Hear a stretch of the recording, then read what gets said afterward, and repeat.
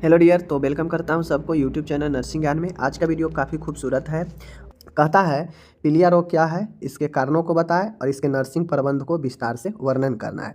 ऐसे भी ठीक आपके एग्जाम में भी पूछेगा जॉन्डिस के बारे में 10 नंबर में, तो आपको बताना पड़ेगा। ठीक है, चलिए देखते हैं। सबसे पहले है जॉन्डिस। जॉन्डिस होता क्या है? देखिए, हमारे ब्लड में बहुत सारे जो है आपको अलग अलग जो है सीरम मिल जाएगा। उसी प्रकार से हमारे बिलुब्रिन भी एक सीरम है, एक सीरम के तरह ब्लड में होता है, जो ब्लड लेवल में बढ़ने पर यह त्वचा के साथ चिपकने लगता है। समझ गए? जैसे हमारे ब्लड में सर्कुलेट हो रहा है तो उसमें बहुत सारे आपको चीज़ें मिल जाएगा, उसमें एक बिलुब्रिन भी होता है। यह बिलुब्रिन होता यह है कि आपके बॉडी में जैसे ही बढ़ेगा तो यह त्वचा के साथ चिपकने लगता है, अंदरूनी त्वचा के सतह पर। अब जैसे ही यह इसकी मात्रा जितना बढ़ते जाता है, आपका जो बॉडी का रंग है पीला होते जाता है। क्यों पीला पीला होता है? क्योंकि ब्लड में बिलुब्रिन का जो सांद्रता है, कॉन्सेंट्रेशन है, यह जो है आपके बढ़ जाते हैं। समझ गए चीज़ों को? चलिए, तो पीलिया एक लक्षण या सिंड्रोम है जो कि रक्त में बिलुब्रिन की सांद्रता बढ़ने से उत्पन्न होता है। समझ गए? अब आप लोग देखिएगा तो 0.7 होता है, ठीक है, एक जगह होता है 1 पॉइंट समथिंग होता है। समझ गए? तो एक होता है एक 1 पॉइंट जो है 1 से लेकर 3। तो नॉर्मली बिलुब्रिन लेवल अगर बढ़ रहा है तो आपको जो है बताता है, इंडिकेट करता है कि आपके अंदर जॉन्डिस का लक्षण आ रहा है। समझ गए चीज़ों को? चलिए आगे है, कारणों के आधार पर पीलिया को 3 भागों में बांटा गया है। अब आपसे कोई पूछे कि पीलिया कितने प्रकार के होते हैं, क्योंकि बहुत लोग जॉन्डिस को तो जानते हैं लेकिन जॉन्डिस के प्रकार को नहीं समझ पाते हैं। तो जॉन्डिस के प्रकार देख लीजिए। कारणों के आधार पर 3 प्रकार से हमने यहाँ पे बता रहे हैं आप लोग को।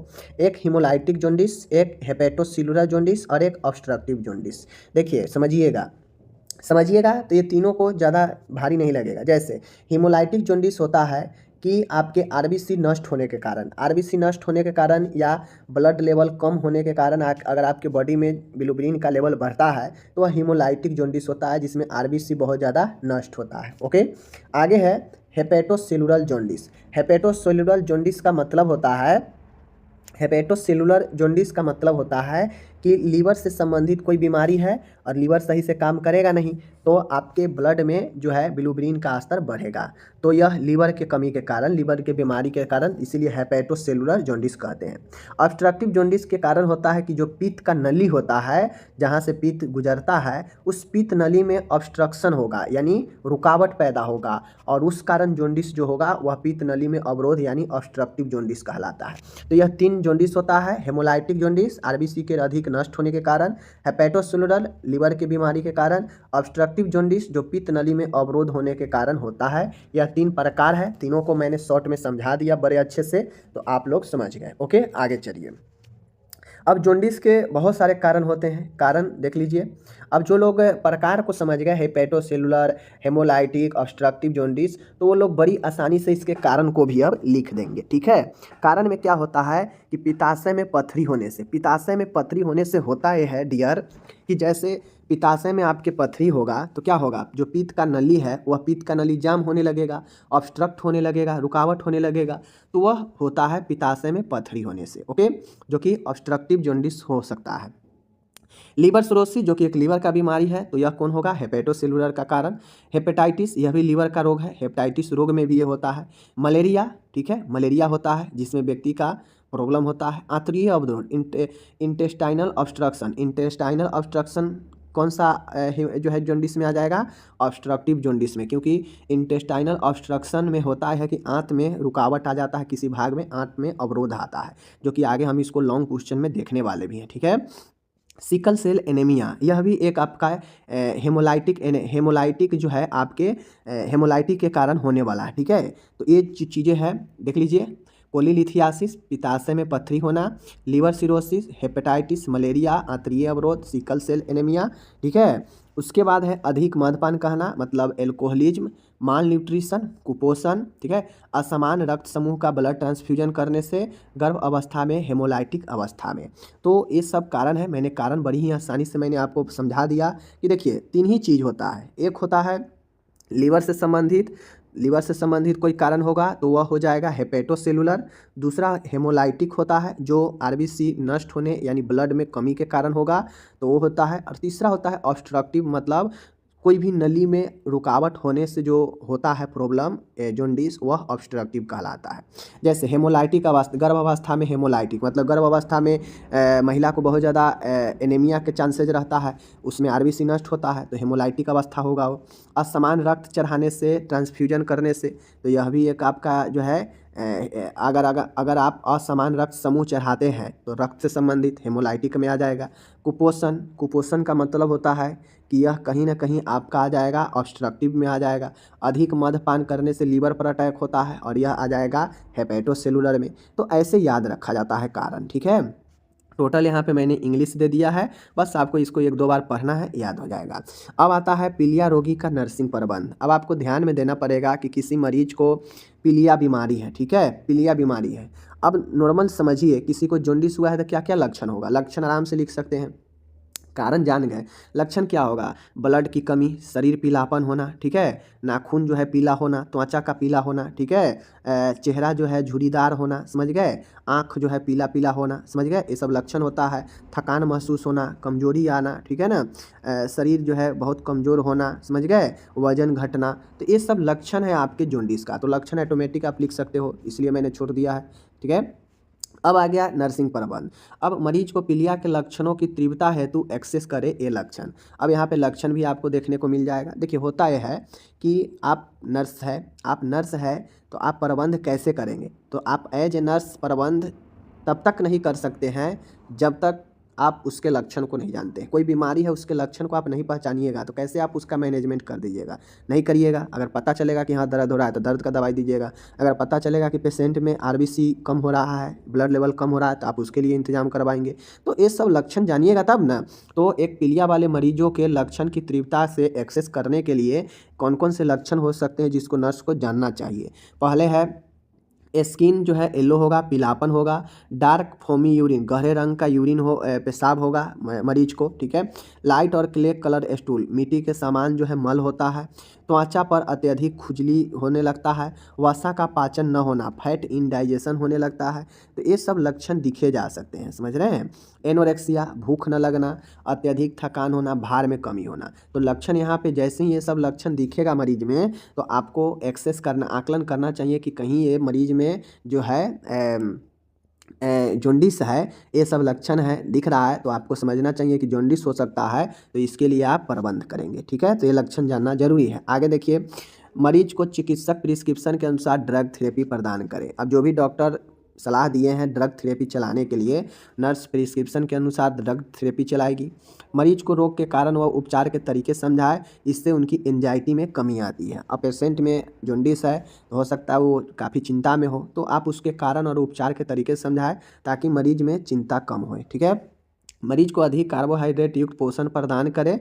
भोजन में वसा तत्व कम रखें। भोजन चूँकि जॉन्डिस में अभी ऊपर देखे हैं कि फैट इनडाइजेशन होता है, मतलब वसा का पाचन कम होता है, तो कम वसा वाला भोजन दे, ठीक है, कार्बोहाइड्रेट युक्त भोजन दे, ठीक है ना। रोगी को पर्याप्त मात्रा में ज़्यादा से ज़्यादा तरल लेने के लिए कहें, ठीक है। मरीज की त्वचा की सावधानीपूर्वक देखभाल करें। त्वचा पर इमोलिएंट अप्लाई करें, क्योंकि इस समय मरीज का त्वचा काफ़ी ज़्यादा झुर्रीदार हो जाता है, ड्राइनेस हो जाता है, तो उसको सॉफ्ट करने के लिए इमोलिएंट अप्लाई करना चाहिए, ठीक है। नौसिया हो सकता है, वोमिटिंग हो सकता है, तो इसके रोकथाम के लिए एंटीएमेटिक्स प्रदान करेंगे एज प्रिस्क्राइब, मतलब डॉक्टर सलाह के अनुसार, अपने मन से कुछ नहीं देते हैं मरीज को, ठीक है। मरीज का दिन का शेड्यूल इस प्रकार हो कि उसे प्रत्येक कार्य करने के उपरांत पर्याप्त आराम मिल सके। जॉन्डिस वाले मरीज को ज़्यादा से ज़्यादा आराम दिलाना चाहिए।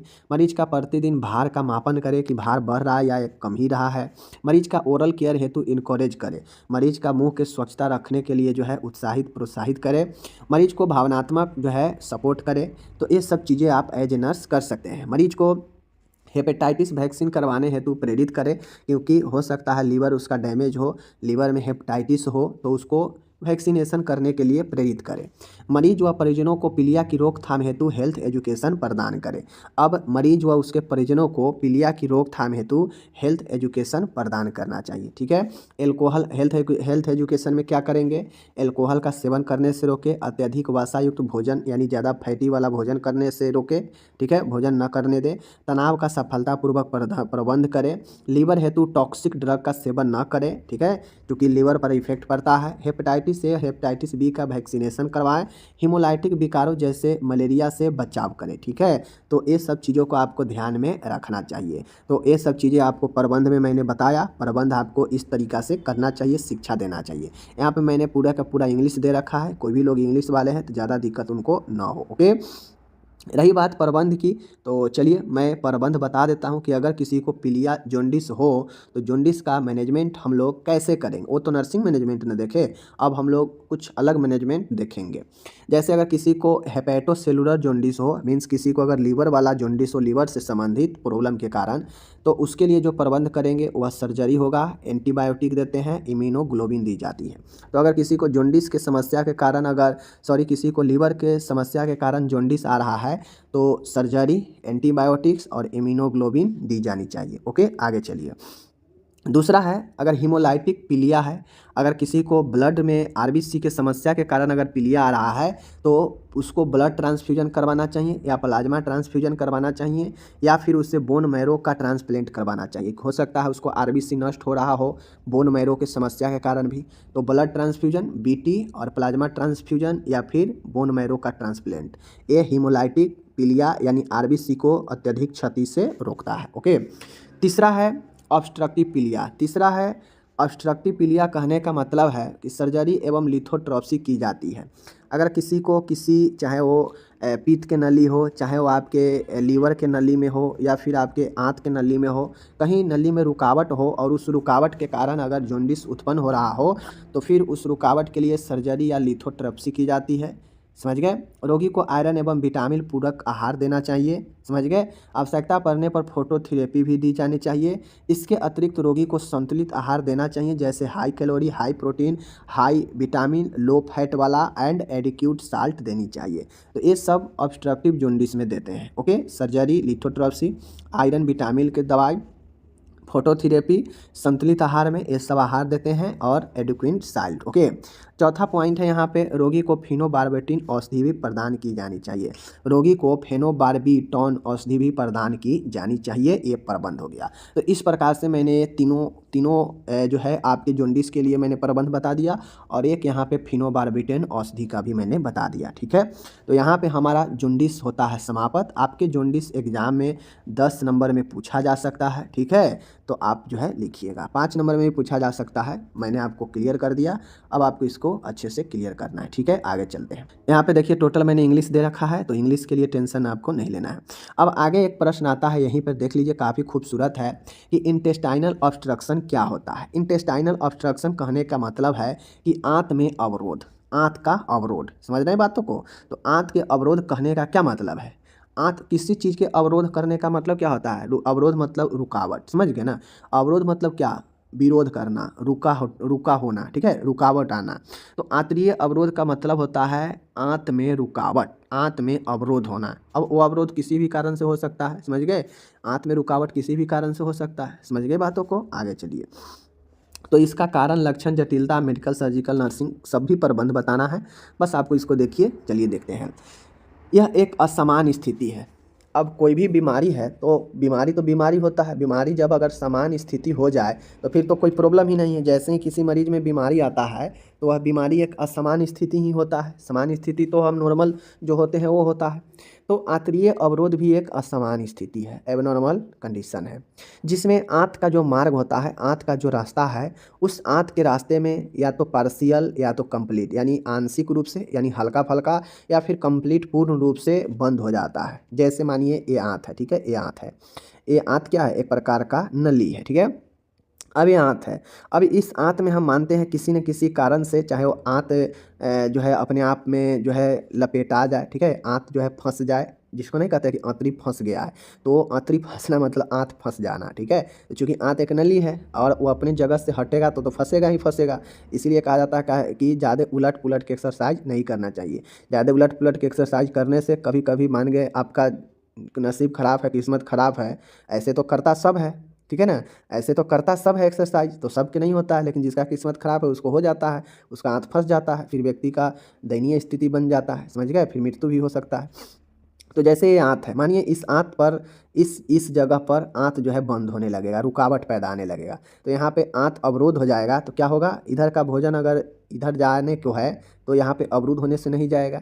अब ये तो कंप्लीट अवरुद्ध हो जाएगा तो जा ही नहीं पाएगा। अब मान गए कंप्लीट अवरुद्ध नहीं होकर, मैं आपको बता दूं कि जैसे ये आंत है, ठीक है, ये आंत है, कंप्लीट अवरुद्ध ना होकर मान गए इतना दूर अवरुद्ध है, ठीक है, इतना दूर रास्ता अवरुद्ध है, समझ गए, इतना दूर एकदम जाम है, ठीक है, ये जाम है।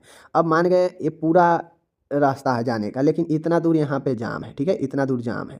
अब मानिए ऊपर से हल्का सा छुड़ा हुआ है, तो क्या होगा, लीकेज टाइप से बाहर जाएगा। तो जो भोजन इतना रास्ता में जाना चाहिए वह अब ऊपर से हल्का हल्का जा रहा है, मतलब कहीं ना कहीं अवरुद्ध है। तो ये आंशिक अवरुद्ध होगा। कंप्लीट अवरुद्ध मतलब ये हो गया कंप्लीट अवरुद्ध, ठीक है, जहाँ पे बिल्कुल रास्ता नहीं छूटा होगा आगे जाने के लिए। तो यही हो गया, समझ गए चीज़ों को।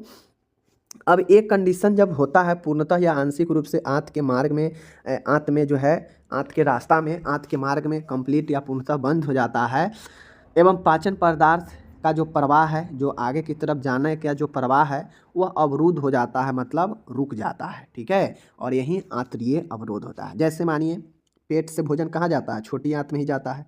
अब मान गए भोजन जो है आपको गया, ठीक है, भोजन छोटी आंत में गया, छोटी आंत से फिर आगे गया बड़ी आंत में, ठीक है। अब बड़ी आंत में मान गए अवरोध हो गया, ठीक है, बड़ी आंत में आंत जो है किसी न किसी कारण से आंत में जो है आपको रुकावट है। अब मान गए आंत नहीं उझराया, ठीक है, आंत नहीं फंसा है, तो हो सकता है कोई मोटा चीज़ हम निगल चुके हैं, प्लास्टिक निगल चुके हैं, ठीक है। चूँकि प्लास्टिक पचता नहीं है, प्लास्टिक पचेगा नहीं। प्लास्टिक को आप किसी मिट्टी में कितना वर्षों तक आप जो है उसे हिला दीजिए, मिट्टी में तोप दीजिए, लेकिन वो गलता नहीं है। तो उसी प्रकार से अगर प्लास्टिक आप निगल गए और वह पेट से होते हुए अगर आपके आंत में जाके फंस जाए तो क्या होगा, वो अवरुद्ध पैदा करेगा ना, रुकावट पैदा करेगा ना। ठीक उसी प्रकार से अगर कोई बच्चा है, वह सिक्का मुंह में हाथ में रखा है और रखते रखते वह सिक्का को जो है अंदर जो है घोंट गया, मुंह में रख लिया, अंदर चला गया, उसे निगला गया, तो वो क्या होगा। अब अगर मान गए मुंह के नली में है, अंदर चला गया पेट में, अब मान गए पेट से आगे जाना है, क्योंकि पेट में तो कुछ चीज़ रहता नहीं है स्टोर होकर हमेशा के लिए। पेट से आगे गया, अब पेट से आगे जाएगा तो क्या करेगा, पेट से आगे कहाँ जाएगा, आंत में जाएगा। अब मान गए आंत में आराम आराम से आंत से होकर अगर निकल गया तो पैखाना के रास्ते से निकल जाएगा। तब देखते होइएगा कि बच्चा कुछ निकल जाता है तो बाथरूम से निकल जाता है। अब मान गए किसी न किसी कारण से नहीं निकल पाया, बच्चा को कब्ज बन गया, कब्ज बनने से आंत में जो है बाथरूम अटक जाता है, सूख जाता है वहाँ पर, ठीक है। तो क्या होगा, पैसा भी अगर निकला है तो पैसा भी वहाँ पे कब्ज में जाके फंस जाएगा। अब वो फंस जाएगा तो क्या होगा, धीरे धीरे वहाँ पे रुकावट पैदा होगा और वह आंत को पूर्ण तरीक़ा से बंद कर देगा। तो ये सब कंडीशन होता है जहाँ पे आंत जो है आपके अवरुद्ध हो जाते हैं, ठीक है। समझ गए चीज़ों को, आगे चलिए। अब ये हो गया कारण, देख लीजिए आंत का जो है कारण देख लीजिए अवरुद्ध होने का। तो देखिए कभी कभी आंत में संक्रमण होने से भी चीज़ें हो सकता है। कभी कभी आंत में संक्रमण होने से, कोलाइटिस होने से भी जो है आपको बड़ी आंत में संक्रमण होने से भी ऑब्स्ट्रक्शन हो सकता है। कभी कभी हर्निया कहने का मतलब है कि आपके जो बड़ी आंत का हिस्सा है वह आपके नाभि के तरफ चला गया हो, या फिर वह जो है आपके इंग्विनल मतलब जांघ के तरफ आ गया हो, जांघ के कोष में घुस गया हो। हर्निया में ही ना होता है कि एक अंग अपने जगह से हटकर दूसरे जगह में जाकर चला जाता है। तो अगर आंत आपका अपने जगह से हटकर दूसरे जगह जाकर शिफ्ट हो जाएगा तो वहाँ भी अवरुद्ध आने लगेगा, ठीक है। मोटा पदार्थ निगल लेना, जैसे सिक्का, साबुन, फल, ठीक है। अब जैसे मान गए जो चीज़ पचने वाला है, जैसे चॉकलेट निगल जाएंगे, सौंस अगर हमेशा जो है अगर चॉकलेट हम लोग निगल जाते हैं, बच्चा में निगला भी जाता है, तो वो चॉकलेट अंदर जाता है, तो चूँकि चॉकलेट धीरे धीरे गल जाता है, समझ गए ना, धीरे धीरे उसमें गुण होता है गलने का, तो गल जाता है और वहाँ पे चॉकलेट से ऑब्स्ट्रक्शन नहीं होता है। लेकिन सिक्का अगर निगल जाएगा तो सिक्का तो गलेगा नहीं, सालों भर रह जाएगा, सिक्का नहीं गलेगा। तो सिक्का अगर नहीं गलेगा तो अवरुद्ध पैदा करेगा ही पड़ेगा।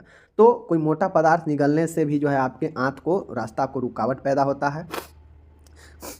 कोलोन कैंसर, आंतों में कैंसर होने से भी ये चीज़ें हो सकता है, क्योंकि वहाँ पे ट्यूमर बना देगा। इंटेस्टाइनल स्टेनोसिस कहने का मतलब है कि आंत में सिकुड़न होगा, आंत में संकुचन होगा, ठीक है, जिससे रास्ता कम हो जाएगा आंत का, ठीक है। पेरिटोनियम में पर्दा, जो पेरिटोनाइटिस, पेरिटोनियम कैविटी है उसमें इन्फ्लामेशन, ठीक है। आंत का एक भाग दूसरे भाग में प्रवेश करना, ठीक है। जैसे आंत है, अब आंत है तो चूंकि वो आंत एक नली के समान है, अब मान गए नली इधर से उधर होगा तो वह अपने जगह से दूसरे जगह में प्रवेश कर ही जाएगा। तो एक ये साइड का नली है, जैसे ये आंत है, ठीक है, ये आंत है, ये आगे तक आंत है। अब मान गए ये तो कोई पाइप हार्ड पाइप नहीं है कि ये सीधा है, यह एक नली है, तो मान गए यहाँ पे घिकुच सकता है, जिसको आम भाषा में से घिकुचना कहते हैं। तो ये आँत सीधा है तो इसमें सिकुड़ कर घिकुच जाएगा, ये पीछे की तरफ चला जाएगा, ठीक है, तो मतलब मुड़ जाएगा दोनों बीच में, ठीक है ना। तो यही जो है आपके आँत का एक भाग दूसरे भाग में चला जाएगा, समझ गए ना। तो ये सब कारण होता है, तो ये सब कारण आप लोग ध्यान में रखिएगा, आपको आराम से बनेगा। ओके, अब मानिए किसी पेशेंट को किसी किसी कारण से ऑब्स्ट्रक्शन, आंतों में रुकावट आ गया है, तो उसमें क्या क्या होगा। सबसे पहले पेट में दर्द होगा, क्रैम्प होगा, समझ गए। जैसे ही आंत में आपके रुकावट आएगा तो दर्द तो होगा ही होगा, क्योंकि ना भोजन इधर जा रहा है ना उधर जा रहा है, तो भाई तो पेट फूलेगा ही, दर्द होगा ही होगा। पेट में टेंडरनेस, पेट में करापन लगेगा ही लगेगा, समझ गए। पेट फूलेगा ही फूलेगा, उसमें आफरा मतलब गैस बनेगा ही बनेगा। और इन सब चीज़ों, जब पेट फूलेगा, पेट तनाव होगा, पेट में जो है दर्द होगा, अफरा बन जाएगा, तो जी मचलेगा ही, उल्टी होगा ही होगा, बिल्कुल होगा। मल त्याग नहीं कर पाना, नो स्टूल पासिंग, ठीक है, क्योंकि मल होगा ही नहीं होगा, क्योंकि आंत जो है आपका रुक गया है, आंत में कब्ज बनेगा। जब मल नहीं होगा तो कब्ज बनेगा, धड़कन बढ़ने लगेगा व्यक्ति को, वजन वेट लॉस घटने लगेगा, निर्जलीकरण हो जाएगा, क्योंकि बड़ी आंत ही हमारे जल का अवशोषण करता है, और वहीं पर ऑब्स्ट्रक्शन होगा तो डिहाइड्रेशन होगा ही होगा, और व्यक्ति को इन सब कंडीशन से बेचैनी होने लगता है। तो ये सब जो है चीज़ें हैं, याद रखिएगा, बहुत ही इंपॉर्टेंट लक्षण मैंने बता दिया। आप नॉर्मल समझिए, किसी को आंत में रुकावट पैदा हो जाए बड़ी आंत में, तो उसको, या छोटी आंत में ही, तो उसको क्या क्या प्रॉब्लम फेस करना पड़ सकता है, मैंने बता दिया। निदान की बात करेगा डायग्नोसिस का, तो हिस्ट्री टेकिंग, ठीक है, सबसे पहले इतिहास लेंगे कि किस कारण से हुआ है ये। शारीरिक परीक्षण, उसके बॉडी का फुल जांच करेंगे। पेट का एक्सरे करते हैं, एब्डोमिनल एक्सरे, ठीक है, एक्सरे करके पता करते हैं। पेट का अल्ट्रासाउंड यूएसजी करके भी पता किया जाता है। लेप्रोस्कोपी, पेट का चीरा करके भी पता किया जाता है, लेप्रोस्कोपी। सीटी स्कैन भी संभव है, एमआरआई भी संभव है, सिग्मोइडोस्कोपी, समझ गए, सिग्मोइडोस्कोपी भी होता है। तो ये सब कुछ जाँच है, निदान है, मैंने आपको बता दिया। आपको जितना भी इसमें से याद रहे लिख दीजिएगा निदान में, ठीक है। क्योंकि एक बीमारी है तो बीमारी का कारण होगा, कारण है तो उसका लक्षण भी होगा बीमारी का। अब जब लक्षण है तो भाई उसके जांच कैसे करेंगे किसी बीमारी का, तो बीमारी के जांच के लिए निदान होता है। अब हम कारण लक्षण निदान जान चुके हैं, तो अब हम आगे क्या करेंगे कि भाई इसका अगर हम नहीं इलाज करते हैं तो इसका क्या जटिलता होगा, तो कुछ ना कुछ उसका आगे और ज़्यादा समस्या यानी जटिलता होगा, तो दो चार जटिलता लिखना पड़ता है। अब हम जटिलता लिख दिए तो भाई अब सोचेंगे कि इसका इलाज ज़रूरी है, तो प्रबंध में 3 प्रबंध होता है। एक मेडिकल प्रबंध जो दवाई वाला होता है, दूसरा होता है अगर उसमें सर्जरी संभव है तो सर्जिकल प्रबंध होता है, तीसरा होता है सर्जरी हो या ना हो, मेडिकल हो या ना हो, नर्स अपने तरीक़ा से नर्सिंग प्रबंध करती है उस बीमारी में। और यहाँ तक आकर आपके क्वेश्चन हो जाते हैं कंप्लीट, समझ गए।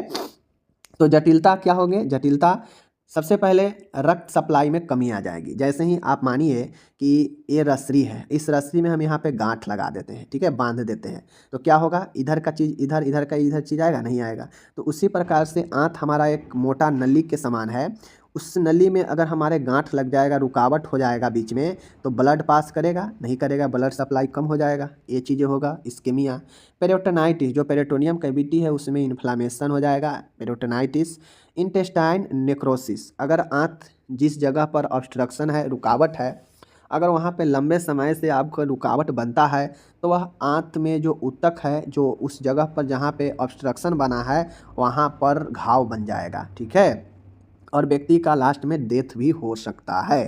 तो ये जटिलता है इंटेस्टाइन ऑब्स्ट्रक्शन का, मैंने बता दिया, ठीक है। आगे चलिए, अब आता है, मैंने वो पहले ही बताया, प्रबंध में 3 प्रबंध होता है। मेडिकल प्रबंध जिसमें हर एक लक्षण के सहित दवाई वगैरह लिखते हैं। एक होता है सर्जिकल प्रबंध, सर्जिकल प्रबंध तब लिखते हैं जब उसमें संभव हो, क्योंकि बहुत सारे बीमारी में सर्जिकल प्रबंध संभव नहीं है। जैसे टीबी हो गया, तो टीबी में क्या सर्जरी होगा, तो उसमें कोई प्रबंध नहीं है, ठीक है। तो ये सब चीज़ें होता है। तो यहाँ पे मेडिकल प्रबंध में देख लीजिए, मेडिकल ट्रीटमेंट में, तो सबसे पहले हम देखे हैं कि इसमें संक्रमण के कारण भी इंटेस्टाइनल ऑब्स्ट्रक्शन हो सकता है। तो अगर संक्रमण के कारण है ये चीज़ें, तो उसके लिए पिप्रासिलिन आता है, एमिकासिन आता है, ठीक है, जेंटामाइसिन आता है, बहुत सारे एंटीबायोटिक है जिसको हम लोग दे सकते हैं, ठीक है। तो ये होता है अगर इन्फ्लामेशन के कारण है, संक्रमण के कारण है तब। एनाल्जेसिक, जो दर्द से, पेट में दर्द है तो उससे राहत दिलाएगा, एनाल्जेसिक। बावेल को डीकम्प्रेस करना, बावेल के डीकम्प्रेस करने का अर्थ है कि जो आंत भरा भरा सा लगता है उसको खाली करने के लिए प्रयास करना। फ्लूइड एंड इलेक्ट्रोलाइट संतुलन बनाए रखना। अब मरीज को इस दौरान हम देखे हैं कि मरीज को भारी डिहाइड्रेशन हो सकता है, चूँकि उसका आंत जल का अवशोषण कर ही नहीं रहा है, आगे जा ही नहीं रहा है कुछ, तो कैसे करेगा अवशोषण। तो उसके लिए जल और तरल का काफ़ी इलेक्ट्रोलाइट का असंतुलन हो सकता है, तो उस संतुलन को बनाए रखेंगे मेडिकल मैनेजमेंट ही है, जिसके लिए एनएस वगैरह देते हैं, ठीक है, पता है। वोमिटिंग को रोकने के लिए राइस ट्यूब की सहायता से गैस्ट्रिक कंटेंट का ड्रेनेज किया जाता है।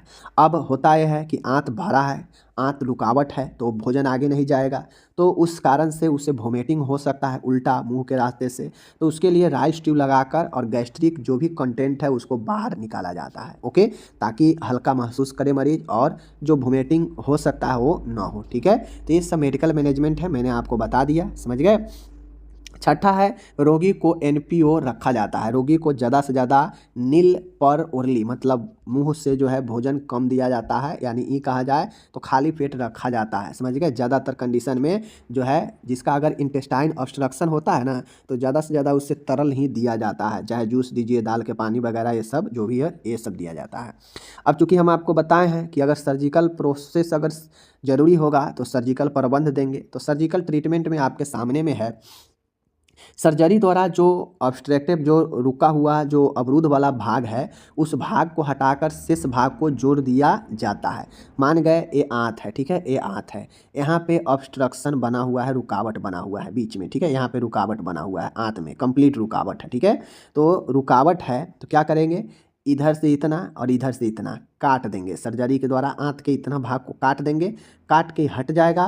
तो अब इस वाले भाग को जो है क्या करेंगे, यहाँ से फिर से इधर से फिर इधर से जोड़ देंगे और यहाँ हमारा सही हो जाएगा। यानी जो ऑब्स्ट्रक्टिव जो रुकावट वाला पार्ट है उसको काट के हटा दिया जाता है सर्जरी से और शेष भाग को जोड़ दिया जाता है, पहला सर्जरी। दूसरा सर्जरी है इलियोस्टोमी एवं कोलोस्टोमी भी की जाती है। अब पेशेंट के अनुसार इलियोस्टोमी और कोलोस्टोमी किया जाता है, ठीक है। कोलोस्टोमी क्यों किया जाएगा, ऑब्स्ट्रक्शन होने पर कोलोस्टोमी करके जो है भोजन डायरेक्ट जो है आपके आमाशय में आंतों में पहुंचाने के लिए या खाली करने के लिए जो है कोलोस्टोमी इलियोस्टोमी किया जाएगा, समझ गए चीज़ों को। ये हो गया सर्जिकल प्रबंध, ठीक है। अब एक पेशेंट को आपको लक्षण कारण के हिसाब से, सर्जरी के हिसाब से आपको जो है इसका नर्सिंग प्रबंध लिखना है। मैं डायरेक्ट कुछ पॉइंटें नर्सिंग प्रबंध का बता रहा हूँ, बाकी आप लोग को चाहिए कि अच्छे से पहले 4 5 7 6 पॉइंटें चुने और तब उसका कैसे कैसे प्रबंध करें, वह बेस्ट तरीका है, मैं बार बार यही कहता हूँ, ठीक है। सर्जिकल प्रबंध में देख लीजिए, सर्जरी रोगी के नर्सिंग प्रबंध कैसे किया जाएगा। तो सर्जरी से 8-10 घंटे पहले मरीज को एनपीओ रखा जाता है, मतलब कोई भोजन मुंह के रास्ते से नहीं दिया जाता है, ठीक है। ये हो गया। सर्जरी से पूर्व रोगी का फ्लूइड और इलेक्ट्रोलाइट बैलेंस अति आवश्यक है। सर्जरी से कुछ समय पहले बिल्कुल फ्लूइड और इलेक्ट्रोलाइट बैलेंस, बॉडी में तरल पदार्थ की मात्रा होनी चाहिए बॉडी में, ठीक है। रोगी को प्रोफिलाइटिक एंटीबायोटिक दी जाती है, रोगी को प्रोफिलाइटिक एंटीबायोटिक दी जाती है, ठीक है। सर्जरी हेतु रोगी या उसके परिजनों द्वारा रिटन कंसेंट मतलब लिखित सहमति पत्र लिया जाता है। क्लोस्टोमी वाले रोगी को प्रतिदिन 1500 ml तक तरल पदार्थ लेने की सलाह दें। अब जिस पेशेंट को अगर कोलोस्टोमी हो रखा है उसको प्रतिदिन 1500 ml तक तरल जो है इंटेक लेने की सलाह देनी चाहिए। एस्टोमा के आसपास की त्वचा को उपयुक्त देखभाल करें। अब जो पेट के ऊपर जो आपके कोलोस्टोमी हुआ है उस पर एस्टोमा लगा होता है, ठीक है, जो आपके इस सर्जरी वाले जगह को फिक्स करके रखता है एस्टोमा, तो इसको देखभाल करते रहना चाहिए, समझ गए। जब स्टोमा पर लगा पाउच 1/3 भर जाए तब उसे खाली कर देना चाहिए। अब यहाँ पे स्टोमा पर एक थैला लगा होता है जो कोई भी पदार्थ बाहर पेट से भरने पर निकलता है और इसी पैकेट में जमा होता है, समझ गए। तो उस जब 2/3 भर जाए पाउच तो इसको खाली कर देना चाहिए, ठीक है। कोलोस्टोमी के बाद रोगी को भोजन की थोड़ी मात्रा निरंतर लेने की सलाह दे। मरीज को कोलोस्टोमी होने के बाद अगर सर्जरी कोलोस्टोमी होता है तो रोगी को भोजन थोड़ी थोड़ी मात्रा में निरंतर लेने की सलाह देनी चाहिए, ऐसा नहीं है कि पूरा भर के खाना चाहिए, ठीक है। आगे है, रोगी की पेरिटोनियल स्किन को हल्के गर्म पानी तथा साबुन के साथ मिल्ड रबिंग करते हुए साफ करनी चाहिए। अब जो पेरिटोनियल स्किन है वहाँ पे हल्के गर्म पानी गुनगुने से साबुन से हल्का रगड़ के साफ करना चाहिए, ठीक है। आगे है, पेरिटोनियल स्किन को साफ एवं शुष्क रखने की सलाह देनी चाहिए। अब जो पेरिटोनियल जगह है वहीं पर स्किन होगा तो वहाँ पे साफ और शुष्क रखने की सलाह देनी चाहिए। पेरिटोनियल स्किन पर कोई इरिटेशन या इन्फ्लामेशन के लक्षण दिखाई दे तो तुरंत चिकित्सक को सूचित करें। पेरिटोनियल जहाँ जगह है वहाँ पे कोई इरिटेशन कोई इन्फ्लामेशन दिखाई दे, मीन्स कोई सूजन कोई लालिमा इचिंग वगैरह ध्यान से अगर देखे लक्षण दिखाई दे तो डॉक्टर को सूचित करें, समझ गए, यानी कोलोस्टोमी वाले जगह पर। रोगी को टाइट वेस्ट बैंड नहीं बांधने की सलाह दें, और रोगी को ज़्यादा से ज़्यादा जो है कमर को ढीले कपड़े बांधने की सलाह देनी चाहिए, ज़्यादा टाइट बांधने की सलाह नहीं देनी चाहिए। तो इस प्रकार से मैंने आपको 12 point as a nurse surgery के बाद की देखभाल या पहले की देखभाल दोनों मिला के बता दिए। अब आपको अगर सर्जरी के देखभाल पूछे तो सर्जरी से पहले, सर्जरी के दौरान, सर्जरी के बाद, ये 3 कंडीशन में सर्जरी वाले मरीजों की देखभाल करनी है। अगर नॉर्मल देखभाल करते हैं किसी बीमारी का, नर्सिंग देखभाल, तो उसके लिए 5 से 6 पॉइंट चुनिए। और चुनना कहाँ से है? लक्षण से चुनना है, और उसी को आपको देखभाल कर देना है, प्रबंध कर देना है, बेस्ट तरीका है। ठीक है, देखते हैं। देखिए ट्रेकियोस्टोमी क्या है। तो देखिए जब कोई पेशेंट जो है, चूँकि ये ट्रेकियोस्टोमी ट्रेकिया का एक सर्जिकल प्रोसेस होता है, जिसमें जो ट्रेकिया, अगर किसी को श्वास नली बाधित हो जाता है तो उस श्वास नली को खोलने के लिए, व्यक्ति को श्वास दिलाने के लिए एक सर्जिकल प्रोसेस किया जाता है, जिसके थ्रू ट्रेकिया जो होता है, जो श्वास नली, उसमें एक चीरा लगाया जाता है, समझ गए ना, गर्दन के आसपास। और उस चीरा में जो है, चीरा लगाकर जो ट्रेकिया रिंग होता है, ऐसे करके जो रिंग होता है, ऐसे ही जो रिंग होता है, तो इस रिंग में जो है आपको एक आर्टिफिशियल जो है, यहाँ से जैसे एक गर्दन है, समझिए ना, एक गर्दन है, तो इसमें से एक जो है आपका पाइप लगाकर, सॉकेट लगाकर इसको जो है बाहर निकाल दिया जाता है, खोल दिया जाता है, ताकि जो वायु ऊपर से नहीं आ रहा है मुख या नाक के द्वारा ऑक्सीजन, वो जो है इस ट्रेकिया नली के द्वारा जो लगाया गया है आर्टिफिशियल, कृत्रिम, इसके द्वारा आए एयर अंदर, समझ गए ना। तो इस चीज़ को समझ रहे हैं। यह एक प्रकार से सांस लेने के लिए रास्ता बनाया जाता है, कृत्रिम रास्ता, समझ गए ना।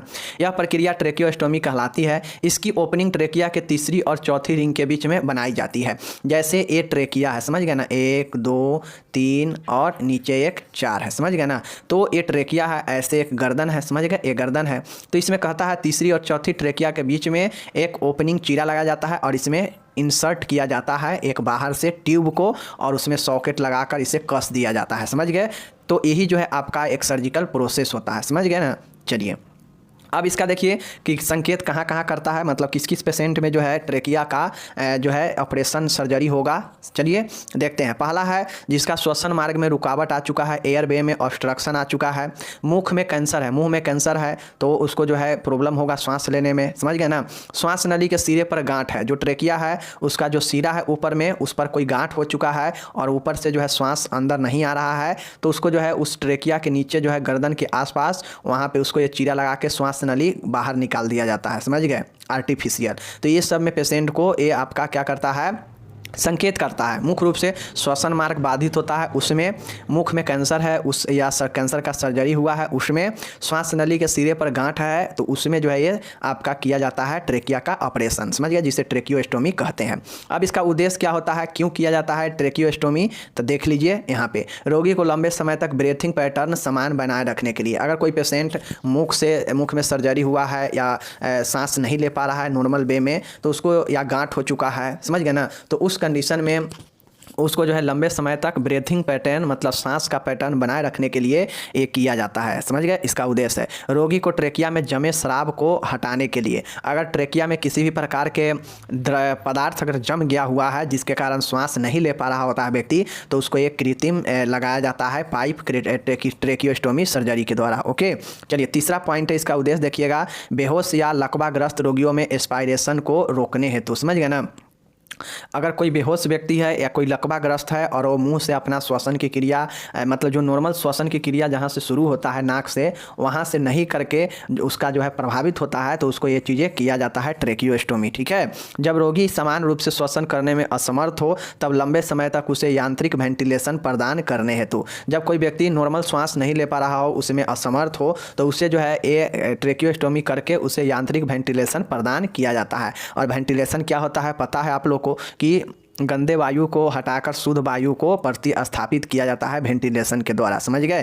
तो ये जो है ऐसे किया जाता है, आपको ट्रेकियोस्टोमी का ये सब उद्देश्य होता है, समझ गए। चलिए अब देखिए ट्रेकियोस्टोमी में किन किन सामानों का उपयोग पड़ता है। तो एक सर्जरी में किन किन सामानों का उपयोग पड़ता है वो तो रहेगा ही रहेगा, साथ ही ट्रेकिया के आसपास, गर्दन के आसपास का सर्जरी है तो कुछ और चीज़ें हो सकता है इसके लिए जो कि प्रॉपर हो ट्रेकिया के लिए। तो जैसे देखिए ट्रेकियोस्टोमी ट्यूब, अब आर्टिफिशियल ट्यूब वहाँ पे इंसर्ट किया जाएगा, तो वो तो ट्यूब होना ना चाहिए, तो ये ट्रेकियोस्टोमी ट्यूब होना चाहिए। उसके बाद है लैरेंजोस्कोप होना चाहिए, ये लैरेंजोस्कोप जाँच के लिए देखा जाता है, समझ गए ना। तो लैरेंजोस्कोप होना चाहिए, एम्बू बैग होना चाहिए, ठीक है ना। ऑक्सीजन सप्लाई देने के लिए O2 होना चाहिए, दस्ताने होना चाहिए, कॉटन होना चाहिए, गॉज पीस होना चाहिए सिक्रेशन को साफ उफ करने के लिए, समझ गए ना, चीरे वाले स्थान को साफ करने के लिए। उसके बाद नॉर्मल सलाइन होना चाहिए, नॉर्मल सलाइन से जो है चीरे वाले स्थान को साफ किया जाता है, ठीक है। उसके बाद है कनेक्टिव ट्यूब होना चाहिए। कनेक्टिव ट्यूब का मतलब समझ रहे हैं ना कि ट्रेकिया के ट्रेकियोस्टोमी ट्यूब के में जो है क्या किया जाता है, कनेक्टिंग ट्यूब को जो है लगाया जाता है, समझ गए। सक्शन कैनुला होना चाहिए। सक्शन मतलब चूसन के लिए कैनुला उसमें होना चाहिए, ताकि अगर कोई सिक्रेशन वगैरह हो तो उसे आसानी से जो है, अगर कोई चीज़ फंसे ट्रेकिया में तो उसे जो है साफ किया जा सके। नेक्स्ट है SpO2 मॉनिटर होना चाहिए, क्योंकि इसमें सर्जरी में आपको जो है बार बार पल्स रेट, ऑक्सीजन, ये सब जो है पेशेंट का मॉनिटर पर जो है मॉनिटरिंग होते रहना चाहिए, समझ गए। नेक्स्ट देखिएगा एयरवे होना चाहिए, पेशेंट को एयरवे मतलब श्वसन मार्ग, खुली हुई हवा होना चाहिए। Syringe, IV set, when flown, torch, ये सब होना ही चाहिए, ठीक है ना। सर्जिकल ब्लेड होना चाहिए, समझ गए, ये सब है। उसके बाद कुछ आवश्यक दवाइयाँ जैसे मीडाजोलम, एड्रेनालाइन और एट्रोपिन, इमसेट, ये सब जो है दवाइयाँ होनी चाहिए, समझ गए। तो ये जो है आपका हो गया, ये आपका हो गया कि कुछ सामान जो कि सर्जरी के टाइम ट्रेकियोस्टोमी में चाहिए, तो ये सब हो गया। चलिए नेक्स्ट इसका प्रक्रिया मतलब प्रोसेस कैसे होता है ये सर्जरी होने का, ठीक है ना। देखिए पहला है, यह प्रक्रिया चिकित्सक द्वारा की जाती है एवं नर्स चिकित्सक के साथ असिस्ट करती है। देखिए कोई भी सर्जरी का प्रोसेस है वह जो है नर्स नहीं करती है, सर्जरी के प्रोसेस में हेल्प करती है नर्स। जैसे कोई इक्विपमेंट लाना हो, पेशेंट का मॉनिटरिंग करना हो, पेशेंट का वाइटल साइन चेक करना हो, ठीक है ना, कोई सिक्रेशन हो रहा है, शराब हो रहा है तो उसको साफ करना हो, ठीक है ना, कोई अचानक से दवाइयाँ देना हो तो वो दवाइयाँ देती है। तो ये सब सहायता के काम करती है, ना कि नर्स जो है ऑपरेशन करती है, सर्जरी करती है, चीरा लगाती है, समझ गया ना। और ना उसका काम टाका लगाने का है, स्टिच करने का, समझ गया ना। तो ये चीज़ें हैं। ये हो गया रोगी सेमी फाउलर या हाई फाउलर स्थिति, रोगी को सेमी फाउलर या हाई फाउलर स्थिति प्रदान की जाती है। प्रोसेस में जो है रोगी को सेमी फाउलर या हाई फाउलर पोजीशन प्रदान किया जाता है, समझ गए। चलिए ये हो गया। तीसरा प्रोसेस में यहाँ पे देखिएगा, रोगी को जो है नेक एक्सटेंड रखकर इंसिजन साइट को एंटीसेप्टिक सोल्यूशन से साफ किया जाता है। रोगी को जो नेक होता है उसको सीधा रखकर और जहाँ चीरा लगाना है बीच में वहाँ पे जो है उसको एंटीसेप्टिक सोल्यूशन जैसे आपका हो गया पोविडोन हो गया, उसके बाद आपको बोलते हैं डिटॉल हो गया, बहुत सारे एंटीसेप्टिक सॉल्यूशन है जिससे साफ किया जाता है, समझ गए। नॉर्मल सलाइन हो गया। नेक्स्ट है, अब चिकित्सक द्वारा ट्रेकिया के तीसरी और चौथी रिंग पर चीरा लगाया जाता है एवं ट्रेकियोस्टोमी ट्यूब लगाई जाती है, ठीक है ना। देखिए इससे अब जो है तीसरा पॉइंट में साफ़ कर देगी जिस जगह पर चीरा लगाना है। तो चौथा स्टेप में जो डॉक्टर होंगे अब उस साफ़ किए गए जगहों पर जो है ट्रेकिया के तीसरी और चौथी रिंग पर एक चीरा लगाते हैं, समझ गए ना। जैसे ये तीसरा रिंग है और ये चौथा रिंग है तो इसके बीच में एक चीरा लगाते हैं और चीरा लगाकर यहाँ से एक ट्यूब डालकर इसको जो है ट्रेकिया के ट्यूब डालकर इसको बाहर निकालते हैं और यहाँ पर एक सॉकेट के द्वारा इसको कस देते हैं ताकि ये जो ट्यूब है इधर उधर न हिले, और इसको खोल देते हैं ताकि बाहर जो है श्वसन यहाँ से लिया जा सके, समझ गए। ये हो गया चौथा। पांचवा पॉइंट यहाँ पे आप लोग प्रक्रिया में देखिएगा, इंसिजन के कारण होने वाले रक्तस्राव का लगातार चूसन किया जाता है, ठीक है ना। अब इंसिजन जो चीरा लगा है उसके कारण हो सकता है ब्लड कोई सिक्रेशन हो सकता है, तो उसको लगातार जो है चूसन मतलब सक्शन किया जाता है, समझ गए। रोगी को लगातार जो है वो थेरेपी का एडमिनिस्ट्रेटर किया जाता है, मतलब उसे जो है देख रेख किया जाता है ऑक्सीजन वगैरह का, ठीक है। ट्रेकियोस्टोमी ट्यूब को स्थिर रखने के लिए अच्छी तरह से बांध दिया जाता है, समझ गए ना, सॉकेट के द्वारा कस दिया जाता है, समझ गए। नेक्स्ट यहाँ पे आप लोग देखिएगा ट्रेकियोस्टोमी में नर्सिंग देखभाल। अब देखिए मैं यहाँ पे नर्सिंग देखभाल तो नहीं बताता बट बता दे रहा हूँ क्योंकि यह क्वेश्चन पर्सनल जो है 15 नंबर में पूछता है, तो आपको जो है मैं सीधा बता देता हूँ कि ट्रेकियोस्टोमी और एक प्रकार से सर्जरी न है, तो इसी प्रकार से और सारे सर्जरी में आप कैसे जो है नर्सिंग केयर लिख पाएंगे, तो मैं एक बता देता हूँ यहाँ पे। बाकी फिर से मैं बता रहा हूँ आपको, यहाँ पे ट्रेकियोस्टोमी के नर्सिंग देखभाल पूछेगा ना तो इसका प्री भी लिखना पड़ेगा और पोस्ट भी लिखना पड़ेगा, कम से कम 2 लिखना पड़ेगा, ट्रेकियोस्टोमी से पहले और ट्रेकियोस्टोमी के बाद नर्सिंग देखभाल, समझ गए ना। तो मैं सब मिला के यहाँ पे लिख दे रहा हूँ, आप लोग अपने दिमाग लगा के पहले वाला को पहले वाला में लिखिएगा और बाद में क्या क्या देखभाल होगा उसको लिखिएगा, समझ गए। चलिए देखिए यहाँ पे सर्वप्रथम रोगी को उसके परिजनों को प्रक्रिया के बारे में समझाकर लिखित सहमति लेंगे। ये आपका प्री वाला में होगा, ट्रेकियोस्टोमी के पहले वाला में होगा कि परिजन को समझाएंगे, पेशेंट को समझाएंगे और उससे जो है इससे संबंधित होने वाले मनोवैज्ञानिक दबाव को कम करेंगे, ठीक है। दूसरी पॉइंट होगा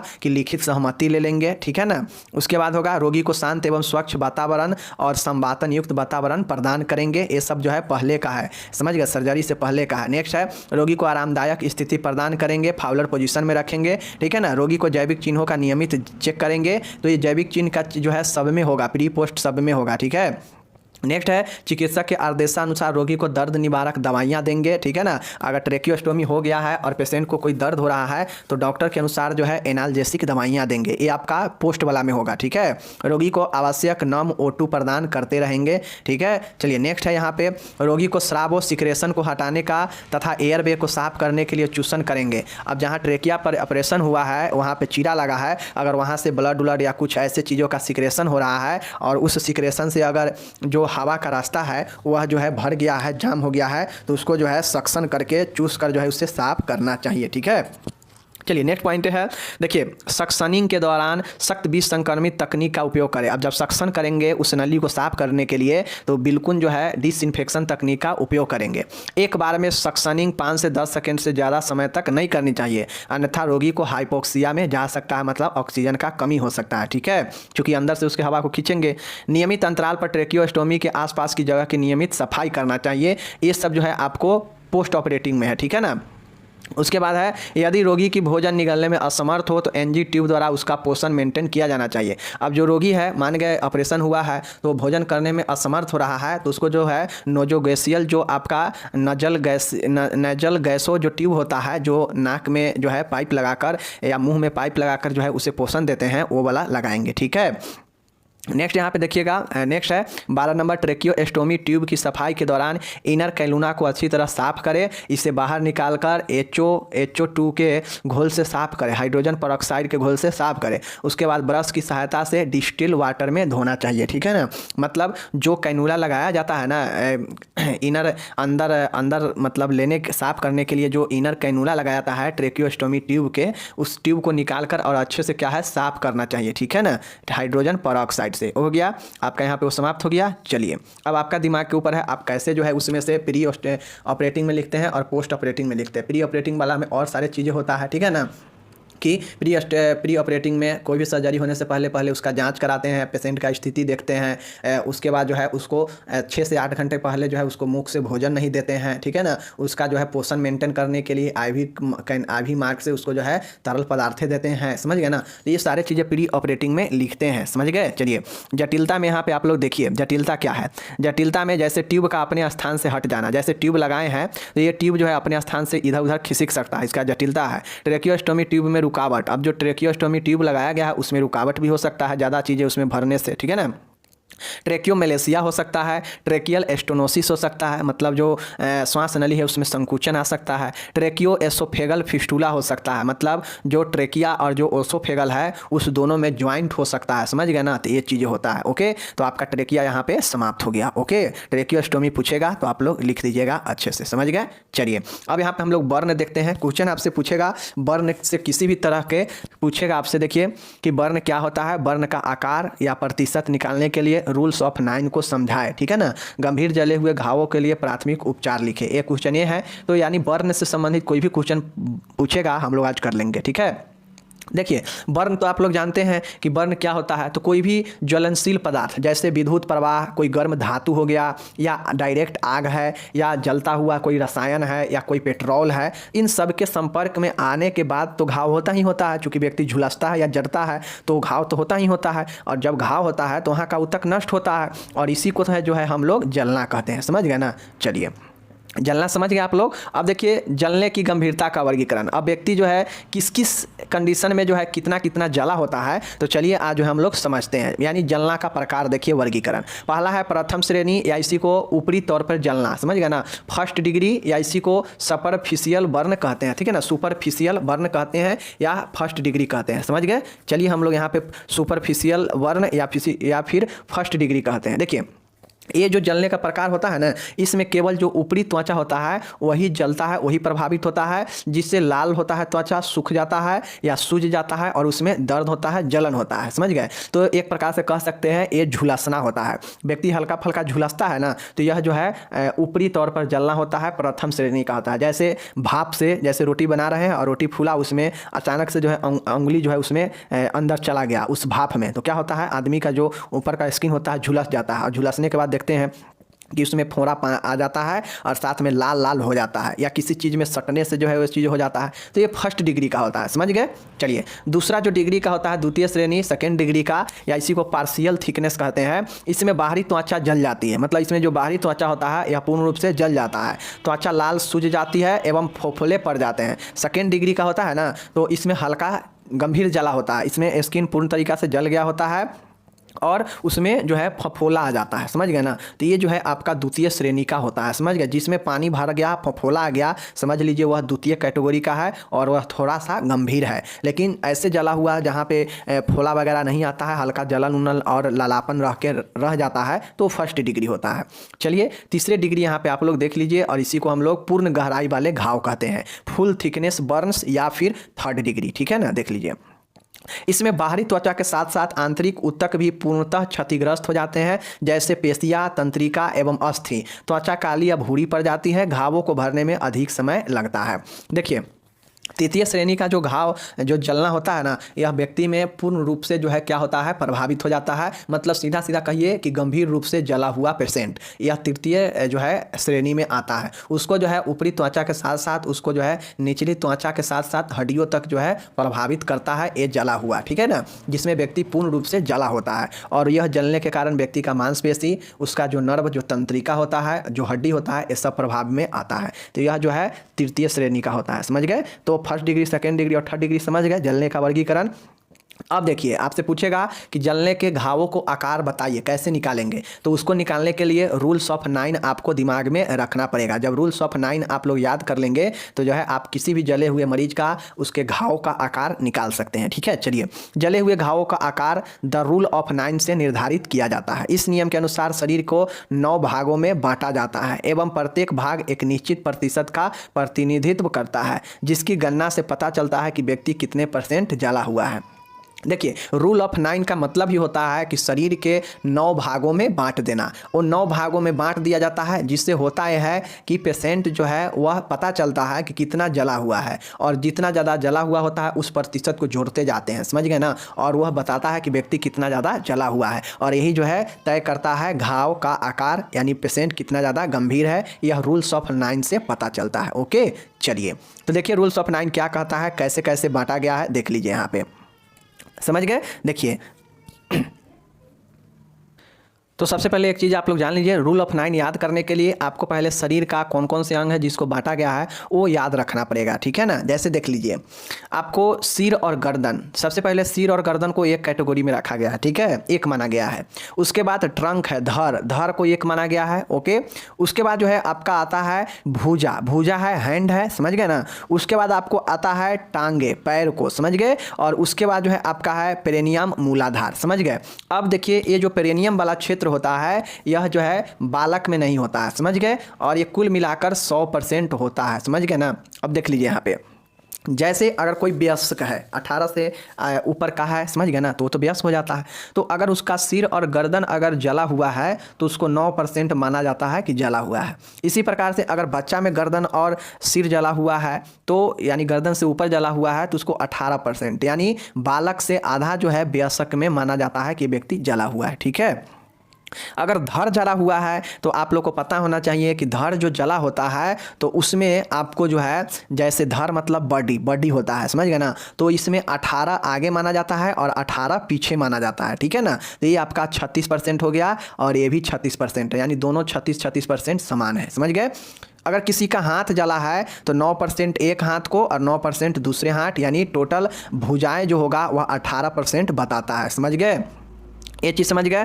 टांगे है, पैर है, दोनों पैर के लिए 18% यानी 36% दिया गया है, समझ गए। और एक मूलाधार होता है जो कि 1% होता है, समझ गए। तो ये आपको बताता है, देख लीजिए 2 4 2 6 2 8 और 1 9, रूल्स ऑफ 9 हो गया ना। यानी सिर और गर्दन 2 हो गया, सिर और गर्दन देख लीजिए 2 इसमें 2 इसमें 2 इसमें 6, 2 इसमें सिर और गर्दन 8 और 1 9 भाग में बांट दिया।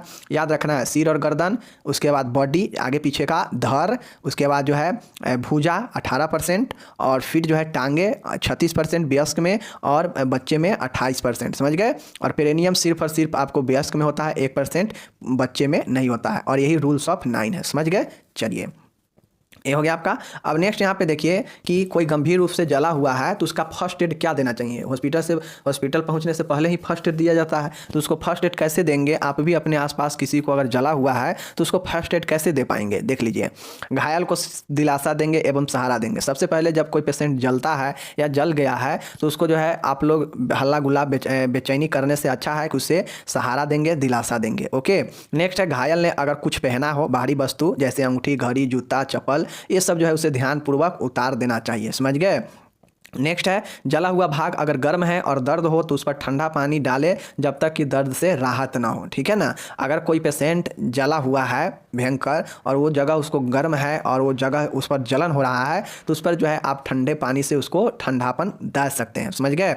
नेक्स्ट देखिएगा यहाँ पे जले हुए भाग पर अगर कपड़े हो तो उसे उतारने की कोशिश ना करें, इससे त्वचा भी हट सकती है। अब जो जला हुआ भाग है अगर आप उस पर कोई कपड़ा पहना है और उसको आप चाहते हैं कि कपड़ा को हटा दे तो वो कपड़ा अपने साथ उसका स्किन भी निकाल सकता है, तो इसीलिए जो है अगर पहना है तो उसको रहने देना चाहिए, समझ गए।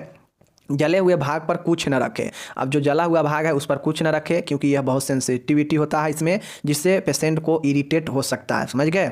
नेक्स्ट देखिए जले हुए भाग के बीच संक्रमित ड्रेनिंग से पट्टी करें। अब अगर फर्स्ट एड का आप मालिक है, फर्स्ट एड आता है तो उसे जो है एक ड्रेसिंग करें। ये ड्रेसिंग में आप कुछ भी कर सकते हैं, जैसे आप उसको जो है बीच संक्रमित पट्टी से ड्रेसिंग कर सकते हैं, समझ गए।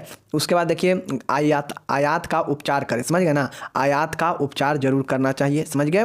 यदि घायल अचेत हो यानी अनकॉन्शियस हो, बेहोश हो तो उसका वायु मार्ग खोले, एयरवे खोले एवं आवश्यक हो तो बचाव प्रणाली ABC को पूरा करें, घायल का रिकवरी पोजीशन में रखें, समझ गए ना। तो ये जो है आप लोग को ध्यान में रखना चाहिए। नेक्स्ट देखभाल क्या करेंगे, घायल को तुरंत प्राथमिक उपचार बनाते हुए अस्पताल में स्थानांतरित कर देंगे। तो ये 9 पॉइंट आप किसी भी जले हुए गंभीर रूप से पेशेंट को देखभाल में आप लिख सकते हैं फर्स्ट एड में, समझ गए। चलिए अब क्वेश्चन आपसे पूछेगा कि जलने का कारण बताइए और इसका नर्सिंग देखभाल को स्पष्ट कीजिए, ठीक है। तो चलिए जलने का क्या क्या कारण हो सकता है हम लोग इसको एक बार देख लेते हैं। देखिए जो मैं बता रहा हूँ ना इसको आप सुनते जाएंगे तो याद हो जाएगा। अब आप लोग को पता है रूल्स ऑफ 9 में क्या होता है, 9 पोजीशन को बांटा गया है। सिर गर्दन को एक में रखा गया है, आगे पीछे यानी धड़ को एक में रखा गया है, दोनों बाहों यानी भुजाओं को एक में रखा गया है 18%, 9%, शरीर को धड़ को 18 36%, समझ गए ना। उसी प्रकार से फिर एक 36% है, दोनों पैर 18%। तो ये सब ध्यान आप लोग रखेंगे तो याद हो जाएगा। दोनों हाथ को 9% बांटा गया है, पेरिनियम को 1% जो कि वयस्क में है। टांगे का बात किया जाए तो बालक में 28% है चूँकि बालक का पैर छोटा होता है। तो ये सब चीज़ें याद रखेंगे, रूल्स ऑफ 9 हो गया। उसके बाद जलने का प्रकार, वर्गीकरण, first degree, second degree, third degree, जो जैसा जला होगा उसको ऐसा डिग्री में रखते हैं, समझ गए ना। देखभाल में आप क्या क्या कर सकते हैं जलने वाले पेशेंट का फर्स्ट एड में, तो वो सब बता ही दिए। बाकी अब इसका कारण देखिए कौन कौन से कारण हो सकता है जिससे पेशेंट जलता हो। तो पहला है विद्युतीय घाव। विद्युतीय घाव आप लोग को पता है कि इलेक्ट्रिकल बर्न। अब किसी भी इलेक्ट्रिकल चीज़ों के संपर्क में आने से अगर आपके अंदर घाव होता है तो जो है वह जो है ये विद्युतीय घाव एक कारण बनता है जलने का, समझ गए। नंगा तार, बिजली के झटके लगने से, समझ गए। विकिरण रेडिएशन बर्न। अब देखिए सूर्य की अल्ट्रा वायलेट किरणें से शरीर की त्वचा व आंखों में विकिरण घाव हो जाते हैं। रेडियो एक्टिव पदार्थ जैसे एक्सरे आदि से भी विकिरण घाव हो जाते हैं, ठीक है। जैसे अब आप सूर्य की रोशनी सहने तक ही आप सह सकते हैं। अगर आप सूर्य की रोशनी में जितना धीरे धीरे नज़दीक जाएंगे सूर्य के उतना जो है आपको त्वचा पर प्रॉब्लम इफेक्ट डालेगा इसका अल्ट्रा वायलेट, समझ गए ना। और साथ में एक्सरे, समझ गए ना। ये सब जो है क्या करता है कि व्यक्ति को घाव दे सकता है। तो ये रेडिएशन बर्न हो गया, समझ गए। रासायनिक घाव जैसे कुछ ऐसे रासायनिक पदार्थ होते हैं जैसे तेजाब से भी घाव होता है। तेजाब एक रासायनिक पदार्थ है जो क्या करता है व्यक्ति को शरीर, अगर व्यक्ति क्या किसी आप खरपतवार पर रख दीजिए उसको जला देगा 1 सेकेंड में। तो तेजाब बहुत ज़्यादा खतरनाक होता है या केमिकल होता है जिससे व्यक्ति जल भी जाता है, समझ गए ना। नेक्स्ट कारण है थर्मल बर्न। थर्मल बर्न का मतलब है कि गर्म द्रव, आग, गर्म तरल पदार्थों आदि के संपर्क में आने पर तापीय घाव होता है। जैसे खलती हुई कढ़ाई में तेल या कोई भी बनते हुए सामानों में टच आ जाना या उसमें पड़ जाना, इससे जो घाव आएगा वो थर्मल बर्न होता है, तापीय घाव। ओके चलिए अब देखिए जलने से क्या क्या जटिलता हो सकता है, यानी जलने के बाद पेशेंट को और ज़्यादा क्या समस्या हो सकता है।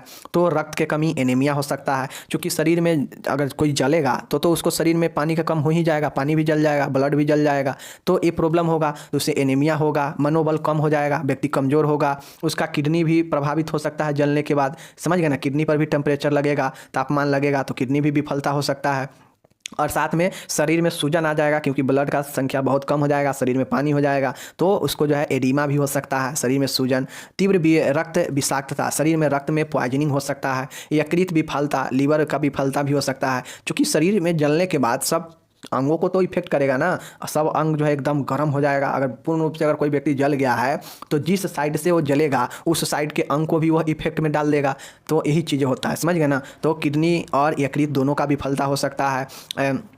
आमाशय यांत्रिक रक्तस्राव, मतलब आमाशय में यांत्रिक रक्तस्राव होने लगेगा, समझ गए ना, पेट से, समझ गए। साथ ही अगर कोई चेस्ट के आसपास जला है तो उसको ब्रोंकाइटिस भी हो सकता है। मतलब तमाम तरीके के चीज़ जो है हो सकता है जलने के बाद, समझ गए ना, जो शरीर में प्रॉब्लम कर सकता है, तो वो जटिलता हो गया। ओके, चलिए अब यहाँ पे देखिए जलने वाले पेशेंट का नर्सिंग देखभाल कैसे किया जाएगा, या फिर आपसे क्वेश्चन एक और बनता है कि 70% जले हुए पेशेंट का नर्सिंग देखभाल समझाइए, ठीक है ना। तो चलिए आप एक जले हुए पेशेंट का नर्सिंग देखभाल या फिर 70% जले हुए पेशेंट का नर्सिंग देखभाल कैसे करेंगे। पहला आता है आपातकालीन उपचार। कोई पेशेंट जला हुआ है और आप हॉस्पिटल में आया है तो आप उसको जो है कैसे उपचार करेंगे, ठीक है ना। तो ये आपातकालीन उपचार में पहले फर्स्ट जो है ट्रीटमेंट होता है, तो रोगी का जैविक चिन्ह चेक करेंगे, जलने के बारे में जानकारी प्राप्त करेंगे कि कैसे जला है, ठीक है ना। उसके बाद रोगी के श्वास रोध को पहचानना चाहिए कि श्वास चल रहा है या नहीं चल रहा है, ठीक है। तो ये आपातकालीन इलाज में ये करते हैं, समझ गए। और उसके बाद उसको जो है अगर ऑक्सीजन का कमी है तो O2 थेरेपी देते हैं। उसको जो है तरल शरीर में बना रहे, चूँकि जलने के बाद तरल कम हो जाता है शरीर में, तो उसे NG ट्यूब के माध्यम से जो है तरल पदार्थ से लगातार देंगे, ठीक है ना। उसके बाद इंट्रावेनस IV मार्ग से तरल देंगे, कैथेटर लगाना चाहिए मूत्र विसर्जन के लिए। तो ये सब जो है आपातकालीन देखभाल होता है जो पेशेंट को तुरंत देना चाहिए हॉस्पिटल पहुँचते ही, ठीक है। नेक्स्ट है अब रिहाइड्रेशन वाला इंपॉर्टेंट है, याद रखिएगा। रिहाइड्रेशन में एक पार्कलैंड सूत्र आता है जिसको आप लोग को ध्यान में रखना पड़ेगा। शरीर को निर्जलीकरण से बचाने के लिए रिहाइड्रेशन का देखभाल किया जाता है, ठीक है।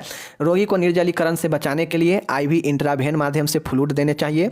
IV फ्लूइड की गणना निम्न प्रकार करनी चाहिए। अब IV फ्लूइड देंगे तो ऐसा नहीं ना कि एकदम ठेलम ठेल जो है शरीर में तरल पदार्थ से देते जाएंगे, ऐसा भी नहीं करेंगे, शरीर के अनुसार देंगे, चूँकि जला हुआ पेशेंट है। तो चलिए हम लोग देखते हैं क्या पार्कलैंड सूत्र कहता है, देख लीजिए। पार्कलैंड जो सूत्र होता है कहता है कि प्रथम 24 घंटे में दिए जाने वाले द्रव की मात्रा, मतलब हम प्रथम 24 घंटे में पेशेंट को कितना द्रव देंगे, समझ गए ना, उसका मात्रा जो है हमको यहाँ पे निकलेगा।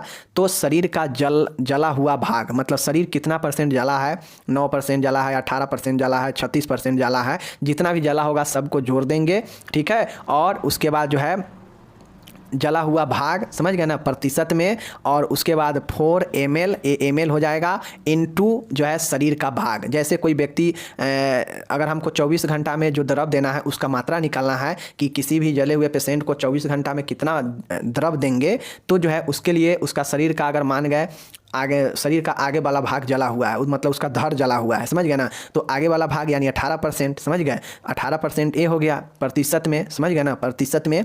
और उसके बाद 4 ml है तो ml हो गया, ठीक है ना। और इनटू अगर शरीर का उसका भाग अगर भाग जो है मान गए शरीर का भाग अगर उसका 50 kg है, ठीक है ना, 50 kg है, इतना है। अब इसमें आप जो है गुना कर दीजिए और ml में निकल जाएगा, ठीक है ना। जैसे देखिए परसेंटेज हटाएंगे, 100 लगाएंगे नीचे, ठीक है, और यहाँ से 50 दूना 100 और जो है 2 नमा 18, समझ गए ना। तो ये जो है आपको कितना हो जाएगा, 36 हो गया, समझ गए ना, 36 यानी 3600 ml, यानी 3 लीटर 600 लगभग 3.5 ml जो है उसको 24 घंटा में यानी 3.5 लीटर के आसपास उसको जो है द्रव दिया जाएगा IV मार्ग से, समझ गए ना, 24 घंटा में, प्रथम 24 घंटा में, समझ गए। चलिए अब यहाँ पे देखिए प्रथम 24 घंटे में द्रव की दी जाने वाली मात्रा में से आधी मात्रा जो है शुरुआती 8 घंटे में, बाकी आधी मात्रा जो है शेष 16 घंटे में दी जानी चाहिए। अब IV का इतना ज़्यादा हम स्पीड करेंगे कि मान गए 3.5 जो है 3.5 लीटर 600 ml जो है निकला है इसका क्या चीज़ मात्रा, समझ गए ना। तो ये 3 लीटर 600 ml निकला है, तो इसमें जो है हम इसको क्या करेंगे कि इसका आधा भाग जो होगा यह 8 घंटे में ही देंगे, और बाकी जो इसका आधा मात्रा बचेगा उसको धीरे धीरे हम 16 घंटे लगा कर देंगे, समझ गए। 8 घंटे में इसलिए देंगे ताकि पेशेंट जल्दी से उसको शरीर में तरल पदार्थ बन जाए। अब कुछ तरल पदार्थ बन जाएगा, फिर उसके बाद धीरे धीरे आधे को 16 घंटे में कर देंगे पूरा, समझ गए। चलिए अब यहाँ पे देखिए, यहाँ पे एक और है, अगले 24 घंटे में दिए जाने वाले द्रव की मात्रा शरीर का जला भाग गुने 0.5 गुने शरीर का भाग। अब यहाँ पे देख लीजिए, जो मात्रा है, जो 4 ml था, उस 4 ml के जगह पर 0.5 ml कर देना है, बाद बाकी सब वही रहेगा। जैसे जो पहले तो 24 घंटे दे दिए कि जितना भी निकलेगा शुरुआत के 8 घंटे में उसको दे देंगे आधा, और फिर 16 घंटे में आधा देंगे, ठीक है ना। ठीक इसी प्रकार से अब अगले 24 घंटे में कितना द्रव देना है, तो इसके लिए शरीर में कितना जला हुआ है वो लिख देंगे प्रतिशत में, और उसके बाद जो है 0.5 ml से गुना कर देंगे और शरीर के भार से गुना कर देंगे, समझ गए। तो फिर जो है निकल जाएगा कि अगले 24 घंटे में कितने द्रव देना है। और फिर बात वही है कि जितना निकलेगा उसका आधा मात्रा 8 घंटे में और बाकी आधा जो है 16 घंटे में देकर ख़त्म कर देंगे, समझ गए। कुल मिलाकर 48 घंटा द्रव देना है, जिसमें 24 घंटे में 4 ml से गुना करना है, और बाद के 24 घंटे में जो है अगले 24 घंटे में 0.5 से गुना करके और इसको निकाल लेंगे, ठीक है। ये पार्कलैंड सूत्र हो गया, ओके, जो कि रिहाइड्रेशन के लिए है, पुनर्जलीकरण के लिए, ठीक है। चलिए, तीसरा है संक्रमण से बचाव है। अब संक्रमण से बचाव के लिए आप क्या क्या करेंगे इसको आपको खुद से लिखना है, ठीक है। अब उसके बाद है यहाँ पे समान प्रबंध है। आप कोई पेशेंट है, उसको और ज़्यादा क्या क्या प्रॉब्लम हो सकता है, तो उसको जो है इस समान प्रबंध में आपको जितना चीज़ें नॉलेज होगा इस समान प्रबंध में लिख देना है। जनरल मैनेजमेंट में जैसे दर्द है, दर्द से बुखार है तो बुखार का दवाई, ठीक है ना, और चीज़ें जो प्रॉब्लम होगा, आवश्यकता होगा, उसको समान प्रबंध में लिख देंगे। और ये 4 प्रकार से जो है एक जले हुए पेशेंट का, एक 70% जले हुए पेशेंट का नर्सिंग देखभाल कर सकते हैं। ये पॉइंट याद रखिएगा, समझ गए ना, कि आपातकालीन देखभाल, रिहाइड्रेशन के लिए देखभाल, उसके बाद उसका संक्रमण से बचाव के लिए देखभाल और समान प्रबंध, समझ गए। तो ये 4 हो गया, ओके। ख्याल रखिए, धन्यवाद।